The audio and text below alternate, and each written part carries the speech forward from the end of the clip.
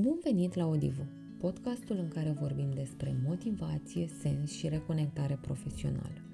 Eu sunt Raluca Răduță, coach transformațional și consultant în design thinking. Astăzi vreau să spun despre cele 3 costuri ascunse ale lipsei de motivație, despre impactul lor asupra ta și despre ce anume te poate duce mai departe, pe drumul tău profesional. Când lucrezi într-un job 9-5 și te simți invizibil și neapreciat, probabil că îți spui deseori, lasă că va trece, lasă că va fi mai bine. Dar ia gândește-te, cum e să fie așa zi după zi până când o să ieși la pensie? Cum este să aștepți fiecare următoare vacanță, iar în restul timpului să simți că energia ta efectiv se scurge? Și nu este doar o stare adică o stare din aceea care apare și dispare la fel de repede precum a apărut. Este pur și simplu o stare pe care o ai zilnic, din momentul în care te trezești până în momentul în care mergi la culcare. Dar nu vrei să te uiți mai îndeaproape la această stare, preferi să o ignori, preferi să o lași undeva într-un colț sub un preș. Doar că ceea ce nu ni se spune prea des este că stagnarea înseamnă să pierzi bani. Pentru că în momentul în care lași această stare undeva într-un colț, sub un preș, ignorată, înseamnă că tu refuzi să te uiți la lucrurile pe care ai putea să le îmbunătățești și care ar putea să fie folositoare în drumul tău profesional. Vremurile pe care le trăim sunt complicate, atât din punct de vedere social, cât și din punct de vedere economic. Organizațiile în care lucrăm, atât din țară, cât și din străinătate, intră în program sau au intrat deja în programe de eficientizare. Și ce înseamnă aceste programe de eficientizare? Înseamnă reducerea costurilor și automat înseamnă disponibilizări. Lucru care poate să aibă un efect și asupra drumului tău profesional. Alegerile prezidențiale de la noi din țară sunt în curând și vom vedea din 18-19 mai cum anume se va mișca economia de acum încolo și dacă economia va începe să scârție sau nu. Nu vreau să te sperii vorbindu-ți despre lucrurile și despre vremurile complicate în care trăim, dar vreau să spun o întrebare. Ce îți rămâne ție de făcut? Ce îmi rămâne mie de făcut? În primul rând, să respir adânc și apoi să mă întorc la mine și tu la tine. Bineînțeles, nu înainte de a lua o gură de cafea. Apropo, îmi place foarte mult cafeaua. Și după ce te-ai întors la tine, să începi să te uiți la skill-urile și la abilitățile tale, la care cel mai probabil nu te-ai mai uitat de mult. Nu pentru că nu ai vrut să te uiți, ci pentru că noi nici nu suntem învățați să ne uităm la aceste skill-uri și abilități pe care, apropo, le-ai dezvoltat de-a lungul anilor în care ai lucrat, din momentul în care ai început să lucrezi și până acum. Ele nu au rămas constante, ele s-au dezvoltat, tu ai crescut, tu ai devenit prin aceste skill-uri și aceste abilități un profesionist unic care își aduce aportul în locul în care lucrează, tocmai prin aceste skill-uri și abilități unice ale tale. Iar faptul că nu te-ai uitat la ele de mult timp nu este un lucru rău, dar poate ar fi bine să începi să te uiți de acum încolo. A nu te mai uita la skill-uri și la abilitățile tale nu mai este o soluție în vremurile pe care le trăim astăzi. Mai ales că lucrurile se dezvoltă într-un ritm amețitor. Numai când ne gândim la inteligența artificială și cum aceasta s-a dezvoltat mai ales în ultimii ani și ce impact va avea aceasta și pe piața muncii. Așa că aș vrea să ne uităm un pic mai atent la skill-uri și la abilități și să facem un mic calcul matematic. Nu vreau să aduc cifre, dar o să înțelegi tu la ceea ce mă refer. Hai să presupunem că îți este frică să vorbești despre abilitățile tale și despre lucrurile pe care le-ai făcut și rezultatele pe care le-ai avut și aștepți la fiecare evaluare anuală pe care o ai ca șeful să-ți spună ce ai făcut bine și ce poți să îmbunătățești. De asemenea, aștepți ca și colegii tăi să îți spună ce ai făcut bine și ce poți să îmbunătățești. Doar că în momentul în care este nevoie să îți faci tu autoevaluarea, să te privești tu cu ochiul tău critic, îți este foarte greu. Îți este foarte greu să vezi lucrurile bune pe care le-ai făcut, să vezi rezultatele pe care le-ai avut în proiectul în care ai lucrat, în departamentul în care lucrezi și în compania în care lucrezi. Toate acestea vin din faptul că nu ai încredere în tine. Doar că dacă tu nu vorbești despre ele, cine crezi că o să vorbească pentru tine și în numele tău, dacă nu tu?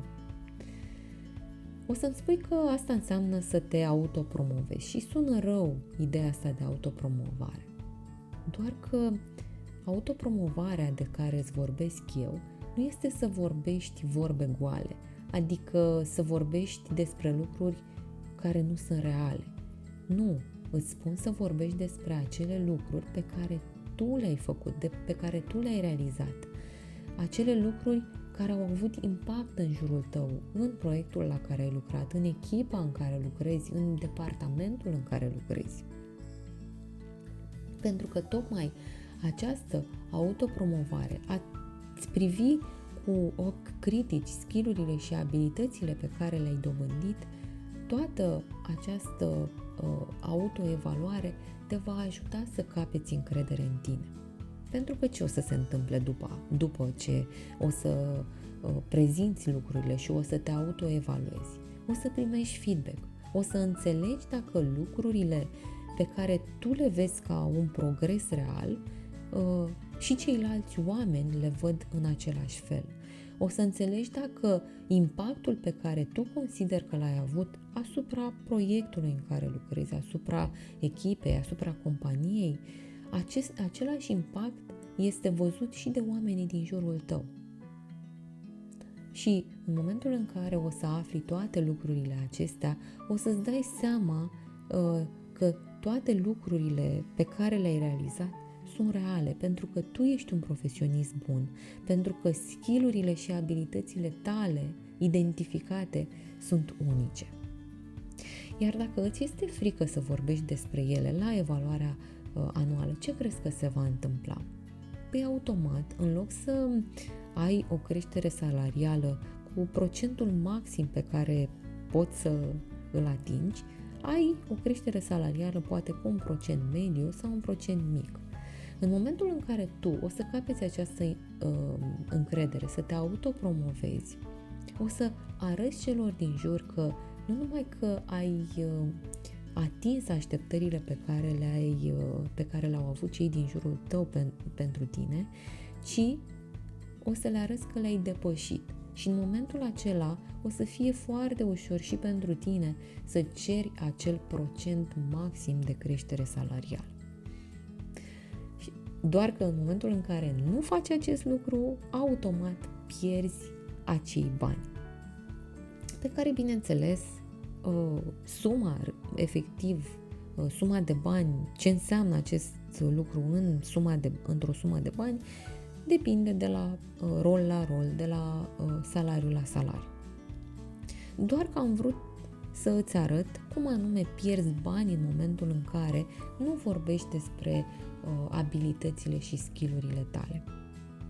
Un alt moment în care poate să te afecteze din punct de vedere profesional, prin faptul că nu vorbești despre abilitățile tale și nu le folosești la maxim, este acel moment în care visezi de foarte mult timp să pornești un extra proiect, adică un side business proiect, da? În afara orelor de lucru, doar că tu aștepți să se alinieze totul, să ai timp, să ai motivație și energie, să fii pregătit, să ai pur și simplu chef.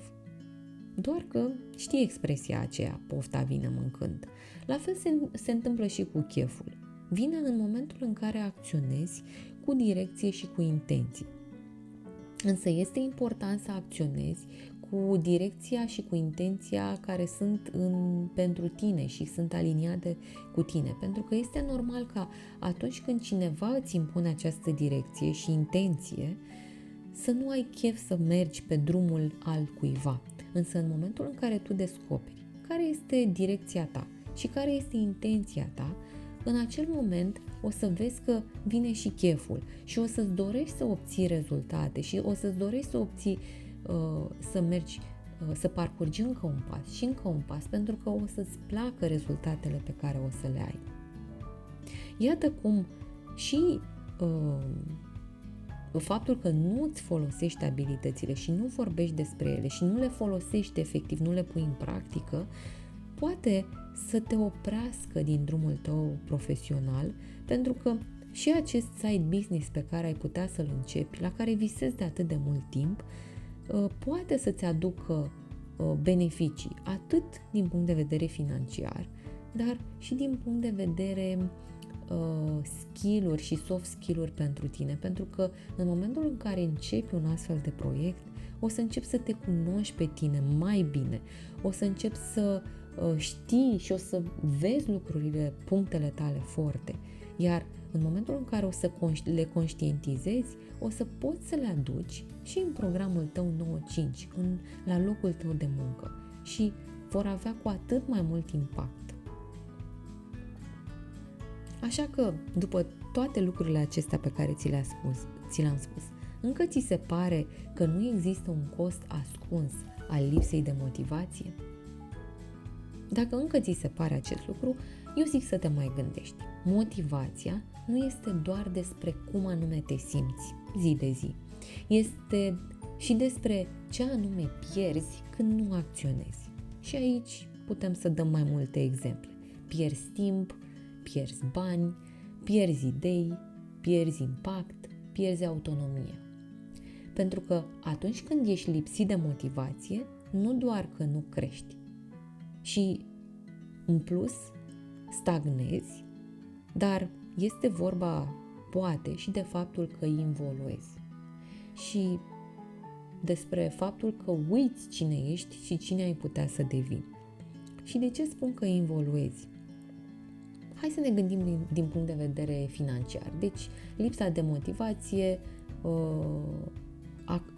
asociată cu pierderea de bani. Gândește-te că nu ești motivat să vorbești despre abilitățile și skill-urile tale și la acea evaluare anuală, în loc să primești procentul maxim de creștere salarială, îl primești pe cel minim. Iar creșterea ta salarială este foarte mică. Gândește-te la cum anume, care este cursul euro la noi în țară, cum se depreciază euro, care este inflația și cum anume se mișcă economia. Faptul că salariul tău rămâne constant nu înseamnă că tu trăiești la fel de bine ca anul trecut, tocmai din aceste considerente economice. Așa că, da, în momentul în care ești lipsit de motivația de a vorbi și de a identifica skill-urile și abilitățile tale, nu doar că stagnezi, ci este posibil să și involuezi. Pentru că te costă salarii nenegociate, idei nepuse pe masă și acționat în direcția lor, energie vitală risipită în frustrări. Și ce înseamnă această energie vitală risipită în frustrări? Înseamnă că vorbești ore în șir despre ceea ce te nemulțumește, ori acasă, ori la birou. Dar cum ar fi să folosești timpul acela în care vorbești despre lucrurile care te nemulțumesc ca să creezi ceva, ca să îți pui toate ideile creative în practică? Făcând toate lucrurile astea, adică neavând încredere să vorbești despre abilitățile și skill-urile tale, apar și aceste costuri ale lipsei de motivație. Și ele sunt 3 la număr, aceste costuri invizibile ale lipsei de motivație. Primul este costul financiar. Am vorbit despre el, am dat câteva idei de-a lungul acestui podcast și hai să ne mai gândim la alte mici idei. O mărire de salariu amânată pentru că nu ai avut curaj să ceri, pentru că nu ai știut să identifici și să vorbești cu critic și să expui abilitățile și skill-urile tale. O idee de business, de side business neexplorată, pentru că ți-ai spus că ce rost are să te complici. Oportunități ratate și networking pe care nu-l faci, pentru că în același timp apare lipsa ta de chef și acea idee, nu am chef să mă complic chiar acum. În felul acesta pierzi ocazii de colaborare, de vizibilitate, de recomandări. Iar acest cost financiar, chiar dacă nu se vede de la un salariu la altul, este un cost invizibil care o să se vadă de-a lungul timpului, tocmai din motivele despre care ți-am spus mai devreme, din motive economice, adică nu sunt în controlul tău, dar ele se vor vedea pentru că salariul tău de la un an la altul nu va mai același lucru, nu îți va mai permite să îți menții acea situație de viață pe care o ai. Tocmai pentru că condițiile economice încep să fie din ce în ce mai dificile. Dar nu este vorba doar de costul financiar. Acest cost financiar poate este cel mai la îndemână să-l vedem. Un alt cost ascuns al lipsei de motivație este costul psihic și emoțional. Oare simți și tu vinovăția că nu faci suficient? Că nu faci suficient la birou, că nu faci suficient acasă, că nu faci suficient în general în viața ta? Dacă te-aș întreba în stil coaching, așa cum îmi place mie, ce înseamnă pentru tine să faci suficient, nu o să știi să-mi răspunzi, pentru că totul e confuz și vag. Și ajungi să te frustrezi că nu știi exact ce vrei, deși tu ești un profesionist bun și pui suflet în ceea ce faci la locul tău de muncă și ai rezultate. Doar că nu pari la fel de hotărât, de disciplinat și de perseverent pe cât ți-ai dorit tu. Și ajungi să fii și puțin invidios pe oamenii din jurul tău care par mult mai hotărâți, mult mai disciplinați, mult mai perseverenți. Și în momentul în care nu îți vine să faci nimic în privința acestor lucruri, ajungi să fii într-o stare de apatie. Iar dacă te-aș întreba de ce ai avea nevoie ca să ieși din această stare de apatie, tot nu ai ști ce să îmi răspunzi. Iar lipsa de motivație te toacă lent. În fiecare dimineață ajungi să te întrebi la ce bun să mai am entuziasm, la ce bun să-mi doresc să fac lucrurile din ce în ce mai bine. Costul acesta psihic și emoțional al lipsei de motivație nu se va vedea în contul tău bancar și nu apare nici în raportul tău de performanță sau în evaluarea anuală, pentru că tu ești în continuare un profesionist bun și pentru că tu îți faci treaba cât de bine poți, astfel încât raportul tău de evaluare și evaluarea anuală, de performanță și evaluarea anuală sunt perfecte. Doar că tu porți acest cost psihic și emoțional în fiecare dimineață cu tine, ca pe o greutate invizibilă pe umerii tăi. Și vinovăția aceasta că nu faci suficient apare aproape zilnic. E acel gând care apare când închizi laptopul la finalul unei zile pline, dar simți că n-ai făcut nimic cu adevărat important. Apoi îți mai apare așa câte un gând din când în când că poate ar fi momentul să-ți dai un restart profesional pentru că ai stat prea mult într-un rol, ai stat prea mult la compania la care lucrezi. Doar că tot ceea ce reușești să faci este să dai scroll pe LinkedIn fără să te gândești la niște acțiuni concrete și strategice care ar putea să-ți fie de folos în drumul tău profesional de acum încolo. Și uite așa, începi să te trădezi pe tine puțin câte puțin în fiecare zi, pentru că taci și înghiți toate aceste sentimente pe care le ai, toate aceste stări pe care le ai. Doar că vreau să-ți spun ceva, vinovăția pe care o simți tu că nu faci suficient, nu vine din lene, vine din faptul că tu știi că poți să faci mai mult, pentru că ai făcut deja, mai ales la începutul carierei tale. Doar că acum, în momentul ăsta, nu mai știi de unde efectiv să începi și te frustrezi continuu. Ai idei, dar ele nu sunt întregi, nu le poți duce de la cap la coadă, nu au rezultate și simți că atunci când vrei să vorbești despre ele, nu te ascultă nimeni.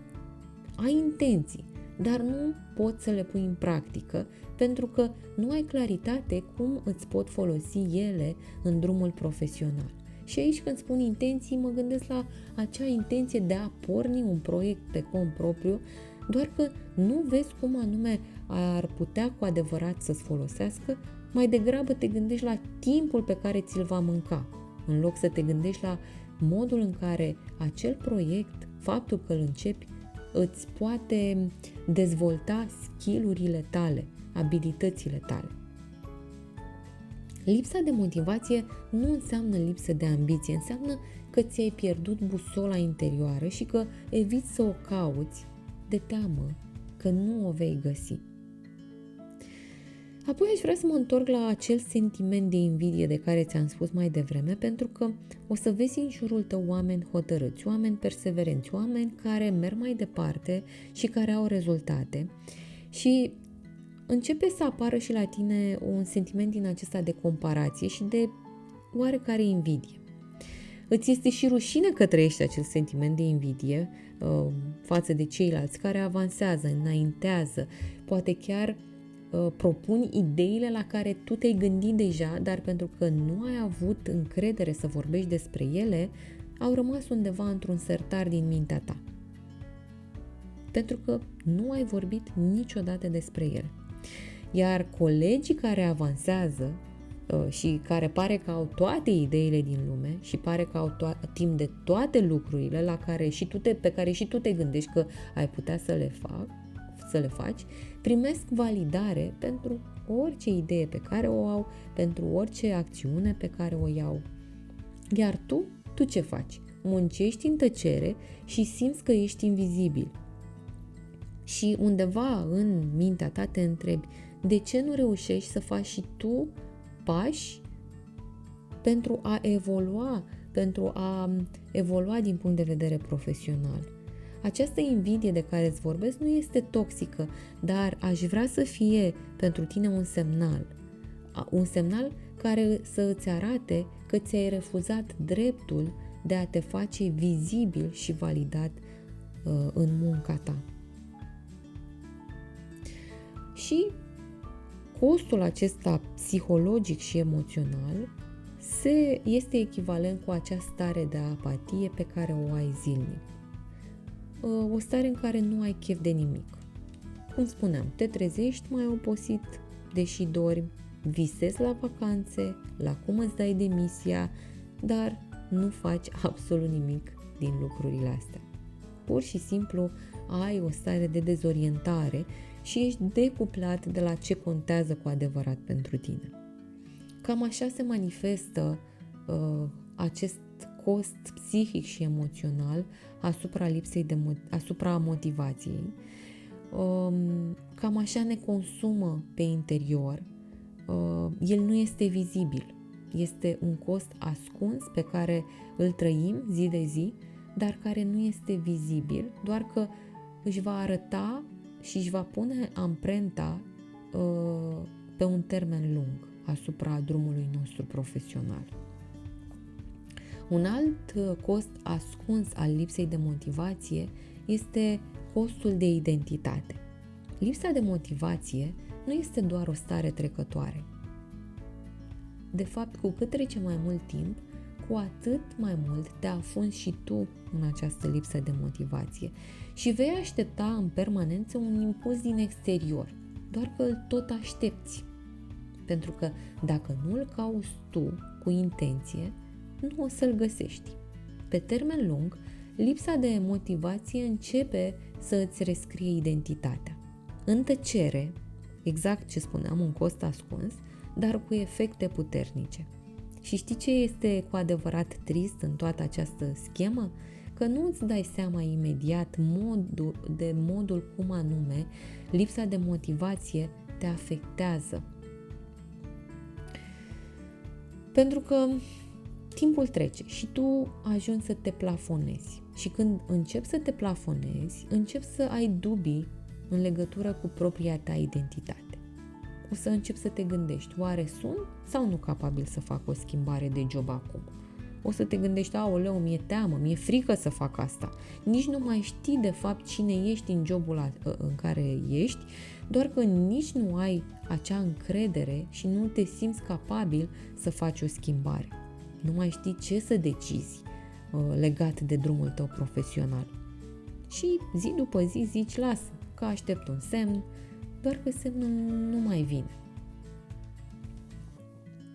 Un alt lucru pe care îl faci zilnic este să eviți să iei decizii importante pentru că tu nu te mai simți capabil să le iei și o să amâni mereu ideea aceea pe care o ai de luni întregi, pentru că nu ai timp, pentru că te întrebi, dar de ce să mai fac asta acum, la ce bun, care ar fi beneficiu, fără să te gândești într-adevăr la acest cost ascuns pe care îl are lipsa de motivație și lipsa de acțiune. În momentul în care începi să ai dubii legat de tine, lucrurile acestea se vor perpetua, le vei vedea zi după zi și nu vei mai ști exact ce decizii importante să iei pentru drumul tău profesional.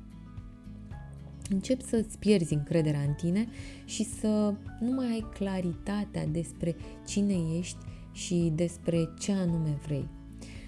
De multe ori în sesiunile mele de coaching aud lucruri de genul ăsta. Acum câțiva ani îmi plăcea să fac lucrul X.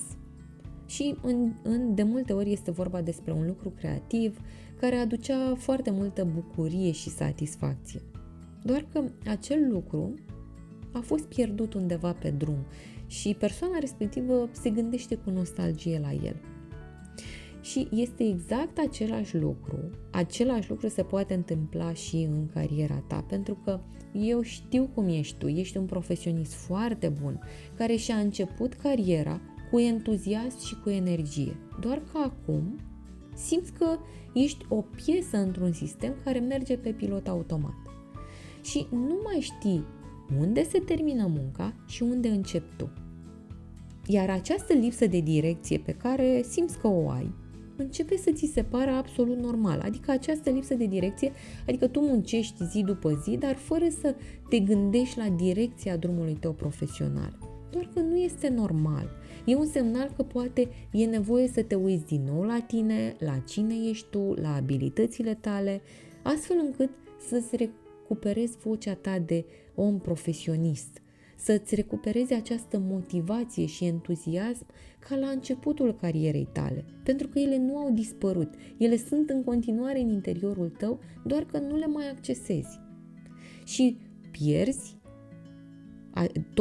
tot din această lipsă de direcție, pierzi și puterea de a decide și spui mult mai des decât îți dorești, mai bine aștept să văd ce se poate întâmpla, hai să mai vedem, să mai aștept, poate să-i schimbă ceva. Doar că acest mod de a gândi este un mecanism periculos, pentru că nimic nu se schimbă dacă tu nu te miști într-o direcție.